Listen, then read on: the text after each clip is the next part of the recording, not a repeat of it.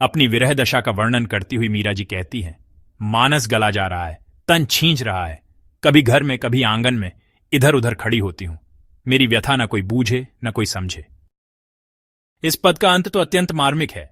काड़ कलेजों में धारूं कागाऊ ले जाए, जा देस महारोपिया बसे, वे देखे यूं खाए। म्हारे नातो नाम को रे और न नातो कोय, मीरा व्याकुल विहरणी, हरि दर्शन दियो मोए। मीरा जी की ताई जी चित्तौड़ की थीं। उनके भतीजे थे राणा भोजराज। मीरा की ताई जी चाहती थीं कि दोनों का विवाह हो जाए, परंतु मीरा को यह अभिष्ट नहीं था। मीरा ने अपनी माता से कहा भी, एक बार आपने ही कहा था कि गिरधारी मेरे पति हैं, और मैंने भी उन्हें स्वीकृत कर लिया। मेरे तो गिरधर गोपाल, दूसरों न कोई। मां ने उत्तर दिया, वह तो मैंने यूं ही वाणी से कह दिया था, किंतु लोक मर्यादा के लिए विवाह तो तुम्हें करना ही पड़ेगा। यदि इस संबंध को तुम ठुकराओगी तो चित्तौड़ इतना बलवान राज्य है कि राणा सांगा मेड़ता का अस्तित्व ही मिटा देंगे। इसलिए तुम्हें यह विवाह स्वीकार करना पड़ेगा। भोजराज को उनकी बुआ को लिवाने के बहाने मेड़ता बुलाया गया था। मीरा के चचेरे भाई जयमल उन्हें राजमहल के सभी स्थान बड़े उत्साह से दिखा रहे थे। तभी अचानक भोजराज के कानों में भजन की एक अत्यंत सुंदर ध्वनि पड़ी, जिससे उनमें गहरी जिज्ञासा जाग उठी। जयमल ने कहा, कुंवर साहब, यह मेरी बहन मीरा है, मुझसे 4 वर्ष बड़ी है। यह अपने सेविया ठाकुर गिरधर गोपाल जी को एकांतिक श्याम कुंज में लाड़ लड़ा रही है। इनका सारा समय गिरधर गोपाल की अष्टयाम सेवा में ही व्यतीत होता है। यह भजन उन्हीं के गान की ध्वनि है। यह सुनकर भोजराज अत्यंत प्रसन्न हुए और उनके मन में आया, जब मैं मेड़ता आया हूं और इस भक्तिमती की गाथा मेरे कानों में पड़ रही है, तो क्यों ना इस भक्ति में लीन मीरा के दर्शन भी कर लूं? उन्होंने पूछा, क्या मुझे भी गिरधर गोपाल और इनकी अनन्य अनुरागिनी मीरा के दर्शन हो सकते हैं? जयमल ने कहा, अवश्य, ये महल आपका ही है, पधारिए। पर मेरी जीजी मीरा के भजन भाव में कोई विघ्न नहीं आना चाहिए। मीरा तानपुरा लेकर गा रही थीं, गिरधर लाल प्रीति मत तोड़ो। भोजराज ने उनके दर्शन किए। वे बहुत देर तक खड़े रहकर उस दिव्य पद का श्रवण करते रहे। मीरा जी की भाव दशा को देखकर उनके हृदय में आनंद की एक लहर सी दौड़ गई। वे मन ही मन विचार करने लगे, मैंने इस प्रकार की अनुरागिनी राजकन्या पहले कभी नहीं देखी, न सुनी, जिसे शरीर संसार की कोई सुध बुध नहीं है। यदि यह भक्तिमती कन्या चित्तौड़ पहुंच जाए तो हमारे कुल का भी उद्धार हो जाएगा। यह हमारा अत्यंत सौभाग्य होगा। चित्तौड़ वृंदावन बन जाएगा।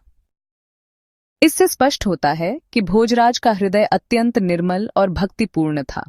वास्तव में उनके संबंध की चर्चा तो मेड़ता में चल ही रही थी, और इसीलिए मीरा जी अत्यंत व्याकुल थीं। उनकी सुनने और समझने वाला कोई नहीं था, इसलिए तो श्यामकुंज में गिरधर गोपाल को अपनी व्यथा निवेदित कर रही थीं। आंखों से अश्रुधारा बह रही थी। जयमल लौटना चाह रहे थे, तभी पद पूरा हुआ और मीरा की नजर उन पर पड़ गई। जयमल ने प्रणाम किया और पूछा, जीजी, इस प्रकार क्यों रो रही हो?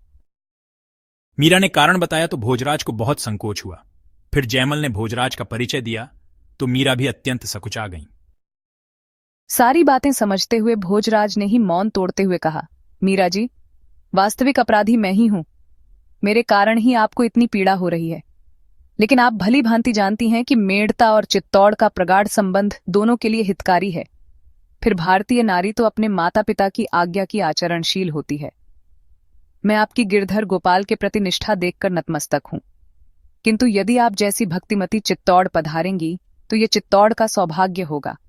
मैं आपको वचन देता हूं, मैं केवल आपकी सन्निधि प्राप्त कर श्री कृष्ण चरणों में प्रीति चाहता हूं। मुझे आपसे किसी सांसारिक संबंध की अभिलाषा नहीं है।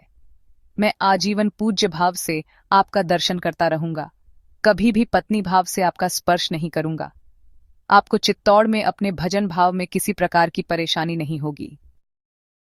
कितना कठोर निर्णय लिया भोजराज ने, और अंत तक उसे पूरी निष्ठा से निभाया भी। स्वयं मीरा के अनुरोध करने पर भी वे दूसरे विवाह के लिए तैयार नहीं हुए, जबकि उस काल में राजपूतों में बहुविवाह की प्रथा प्रचलित थी ही। किंतु भोजराज ने वैवाहिक सुख को पूर्णतः मीरा की भक्ति पर न्यौछावर कर दिया। मीराबाई के चरित्र गान में प्रायः भोजराज जी का उदात्त चरित्र और उनकी मौन साधना अनकही ही रह जाती है। अपनी शपथ सुनाकर भोजराज चले गए। मीरा जी को भी कुछ समाधान मिल गया। उन्हें प्रतीत हुआ कि गिरधर गोपाल एक प्रारब्ध की पूर्ति के लिए हमें चित्तौड़ भेजना चाहते हैं। भोजराज जैसे सहज, सरल, निष्काम, भक्तियुक्त पुरुष के द्वारा हमारी भक्ति की सुरक्षा होगी, यह हमारी ढाल बनकर रक्षा करेंगे। वे ठाकुर जी के सामने एक तारा लेकर बैठ गईं और बोलीं, हे प्रियतम, अब हमारी निष्ठा का निर्वाह भी हो जाए और माता पिता की चिंता का समाधान भी हो जाए, ऐसा कोई उपाय प्रस्तुत करें। जैसे ही मीरा भाव राज्य में आई, उन्हें गिरधर गोपाल की वाणी सुनाई दी। तुम बिल्कुल मत घबराओ। तुम्हें प्रत्यक्ष अनुभव होगा कि पानी ग्रहण के समय तुम्हारी भांवरी अर्थात फेरे मेरे साथ पढ़ी जा रही है। विवाह के प्रत्येक रिवाज में तुम्हारे आगे आगे मेरी उपस्थिति रहेगी। तुम्हारे आगे मैं और मेरे आगे भोजराज रहेंगे। संसार को यही दिखाई पड़ेगा कि भोजराज और मीरा का पाणी ग्रहण हो रहा है, लेकिन मैं वहां रहूंगा। तुम मेरी मूर्ति साथ रखना, मैं ही तुम्हारा वर बनकर आऊंगा। तुमको प्रत्यक्ष अनुभव होगा कि मेरे पीतांबर से तुम्हारी चुनरी की गांठ जोड़ी जा रही है। ठाकुर जी का आश्वासन पाकर मीरा जी को चैन मिला। अब विवाह के रीति रिवाज होने लगे। विवाह उत्सव की तैयारियां बड़े उत्साह से होने लगी। विवाह के पूर्व का दिन आ गया। मीरा व्याकुल हो रही थी। गिरधर ने कहा था कि मैं वर बनकर आऊंगा, अब तक तो आए नहीं। इसी व्याकुलता में ठाकुर जी को शयन कराकर वे भी लेट गईं। आज ठाकुर जी ने स्वप्न में मीरा का वरण किया। अत्यंत सुंदर वेश में दूल्हा बनकर श्यामकर्ण घोड़े पर सवार होकर आए। बाजे बज रहे हैं, ग्वाल बाल भी बाराती बनकर आए हैं। द्वाराचार संपन्न हुआ। फिर स्वप्न में ही ग्रंथिबंधन, फेरे, सिंदूरदान और सारे नेकचार विवाह के अनुष्ठान हुए। पिताजी गिरधर गोपाल को कन्यादान कर रहे हैं। मंत्रोच्चार हो रहा है और मीरा अत्यंत प्रसन्न है। चारों ओर हर्ष का वातावरण है। इस प्रकार भोजराज से पहले ठाकुर जी ने विधिवत मीरा जी से विवाह किया। स्वप्न में विवाह के समय जो हल्दी चढ़ाई गई, मेहंदी लगाई गई, वे जागृत अवस्था में भी मीरा जी को लगी हुई थी। इससे बड़ा प्रमाण और क्या हो सकता है। इतना ही नहीं, विवाह में मीरा जी को नंद बाबा द्वारा अनेक वस्त्र और आभूषण दिए गए और वे भी जागृत अवस्था में मीरा जी के पास विद्यमान थे। जब मीरा जी जागीं तो सारे चिन्ह उनके श्रीअंग पर स्पष्ट थे। ठाकुर जी ने जो चढ़ावा चढ़ाया था, वे दिव्य वस्त्र और आभूषण, हाथों में मेहंदी, सिंदूर, महावर आदि का सुंदर श्रृंगार था। माना तो यही जाता है कि स्वप्न तो मिथ्या है, पर हमारे वैष्णव सिद्धांत में तो यह जगत स्वयं सत्य स्वरूप परमात्मा में अधिष्ठित है, इसलिए यह मिथ्या नहीं हो सकता। यह मिथ्या नहीं है, यह तो भगवान की लीला विलास है। यह समाधान हम उनके लिए प्रस्तुत कर रहे हैं जो जगत को मिथ्या मानते हैं। चलो, हमने मान लिया कि स्वप्न मिथ्या है, लेकिन यदि स्वप्न में करुणा करके साक्षात ठाकुर जी पधारें, तो क्या आप में यह कहने का साहस है कि स्वप्न में आए हुए ठाकुर जी भी मिथ्या हैं? यदि कोई ज्ञानी ऐसा भी हो जो यह कह दे, तो उस ज्ञानी को हम दूर से ही दंडवत प्रणाम करते हैं। स्वप्न भले ही मिथ्या हो, पर स्वप्न में दर्शन देने वाले ठाकुर जी कभी मिथ्या नहीं हो सकते। जब अंतःकरण विशेष रूप से पवित्र हो जाता है, उस समय तो स्वप्न भी स्वप्न नहीं रह जाते, वे सत्य हो जाते हैं। रामचरण रति निपुण विवेका ऐसी अनुरागिनी त्रिजटा भी कहती है, स्वप्ने वानर लंका जारी, और दूसरे ही दिन हनुमान जी ने लंका जला दी। हमारे वृंदावन में वेणु विनोद कुंज वाले बाबा बालकृष्ण दास जी सिद्ध संत थे। उनके पास एक पंडित मोतीराम जी रहते थे। वे मध्य प्रदेश के किसी स्थान से आए थे। बाबा कभी कहीं रहते, कभी कहीं। उन्हें लगा कि संतों के भजन करने के लिए यदि एक स्थायी स्थान हो जाए तो अच्छा होगा। उन्होंने गांव जाकर अपनी जमीन जायदाद बेचकर वेणु विनोद कुंज वाली जगह खरीदी थी। पंडित जी बाबा से कहते, महाराज जी, आप तो अपने पारिकरों सहित केवल भजन करें, रोटी मांग कर लाने की सेवा हमारी। वे मधुकरी मांग कर संतों के प्रसाद की व्यवस्था करते। हमने उनका दर्शन किया है। अत्यधिक श्रम के कारण क्षय रोग ने उन्हें घेर लिया। दवा के पैसे नहीं थे। संतों की व्यवस्था नहीं करेंगे तो वे भजन कैसे कर पाएंगे, इसकी भी चिंता। रक्त की उल्टी भी हो गई।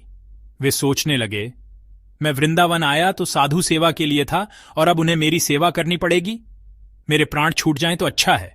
सत्य घटना है। मोतीराम जी सोए तो स्वप्न में एक महात्मा जी आकर बोले, भगत जी, आपकी साधु सेवा से हम बहुत खुश हैं। आप मरने की बात क्यों सोचते हैं? आपका रोग सदा के लिए चला जाएगा। लो, ये पुड़िया खा लेना, ठीक हो जाओगे। स्वप्न में ही उन्होंने अपनी झोली से निकालकर पुड़िया दी और मोतीराम जी ने उसे रख लिया। जागने पर जब स्वप्न के बारे में सोचने लगे तो सचमुच उन्हें अपने तकिए के नीचे वही पुड़िया मिली। उन्होंने वह पुड़िया खा ली और पानी पी लिया। इसके बाद मोतीराम जी बहुत तंदुरुस्त हो गए। रोग न जाने कहां चला गया। जब तक जीवित रहे संतों की सेवा करते रहे। इसलिए भैया, स्वप्न में सांसारिक वस्तुएं दिखें तो भले ही वे मिथ्या हों, पर यदि भगवान दिखें, संत महात्मा दिखें, तो उनका दर्शन सत्य होता है। हमारे गुरुदेव के पास हरे राम बाबा रहते थे। बहुत अच्छे संत थे। उनकी आयु लगभग 100 वर्ष की हो गई थी। हमारे गुरुदेव चाहते थे कि बाबा स्वस्थ रहें, पर एक बार उनका पैर फिसल गया और कुल्हे की हड्डी टूट गई। हड्डी बहुत दुखती थी। अस्पताल गए नहीं और देसी इलाज से ठीक नहीं हुए। गांव के लोगों ने उन्हें एक भक्त के पास जयपुर भेज दिया, पर वे भी बाबा की ठीक से सेवा नहीं कर पाए और बाबा का मन भी वहां नहीं लगा। उस समय हम सुदामा कुटी में थे। दोपहर के 2:30 बजे विश्राम कर रहे थे। हमें स्वप्न आया कि एक लड़का पैंट और पॉलिस्टर की शर्ट पहने हुए है, 3 व्हीलर में बाबा को लेकर आया और जहां रामलीला के समय जनरेटर रखा जाता है वहां बाबा को बैठाकर बोला, लो बाबा को संभालो, और चला गया। हम हड़बड़ाकर उठे और दरवाजा खोला तो वही आदमी था जिसे हमने आधे मिनट पहले स्वप्न में देखा था। हमारे कुछ कहने से पहले ही वह बोला, मैं जयपुर से आया हूं, गोड जी का लड़का हूं, मैं अकेला बाबा की सेवा नहीं कर पा रहा। पिताजी ने इन्हें यहां पहुंचाने को कहा। मैंने इन्हें जनरेटर के पास बैठा दिया है, अब मैं जा रहा हूं। मैंने उससे कुछ और पूछना चाहा, पर वह रुका नहीं और 3 व्हीलर में बैठकर चला गया। 3 व्हीलर भी वैसा ही था जैसा हमने स्वप्न में देखा था। बाबा भी उसी मुद्रा में बैठे मिले जैसे हमने स्वप्न में देखा था। हमने दंडवत किया तो बाबा बोले, हमें महाराज जी के पास ले चलो। हमें समझ नहीं आता कि जो स्वप्न को मिथ्या मानते हैं उनसे हम क्या कहें। हमने तो इधर स्वप्न देखा और उधर वही बात सत्य हो गई। सारे ही स्वप्न सच नहीं होते, लेकिन हमारी तो मान्यता यही है कि कई बार भगवान भविष्य में होने वाली घटनाओं को स्वप्न के माध्यम से दिखा देते हैं, और जिसे भगवान दिखाना चाहते हैं वह घटना झूठी कैसे हो सकती है।